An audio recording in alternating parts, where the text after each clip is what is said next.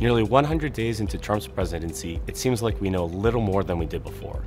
The administration's inability to pass health reform past a Republican House essentially ripped up the blueprint many observers had hoped would be followed. Tax reform was apparently set to be pushed back in favor of another stab at the health bill until we got news of a new tax plan, but now both may have to contend with trade talks, which may come sooner than we think. Naturally, all this kicks infrastructure, while included, further down the road.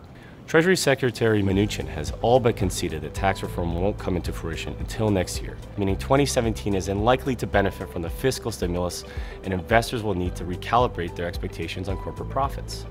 Tellingly, our 2017 forecast is for GDP growth of 2.3%, exactly where it was prior to the election. Credibility is a valuable currency, and President Trump will need at least one major policy victory to fully restore it. Speaking of currency, President Trump's successful meeting with China's leader had raised some hopes that protectionism had given way to pragmatism until he unleashed a full trade salvo against the most unsuspecting of targets last week, Canada. If anything, this is an important reminder that all bets are off with this administration.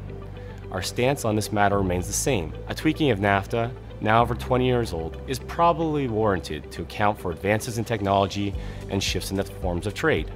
However, any barriers or restrictions would undoubtedly have negative consequences for all parties involved.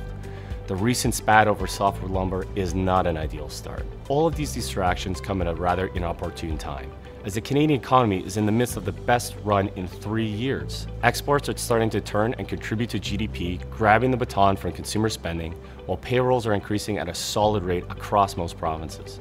GDP is expected to chalk in well ahead of expectations in Q1 at 3.5% and surpass U.S. growth in 2017 at 2.5%, a full 1% above last year's performance. Even the Bank of Canada is starting to cheer up a tad, prompting us to pull forward our call for a rate hike from the fall to the spring of next year. The earlier move, combined with strengthening oil prices, is expected to push the loonie comfortably above 75 cents in 2018, though still in line with fundamentals.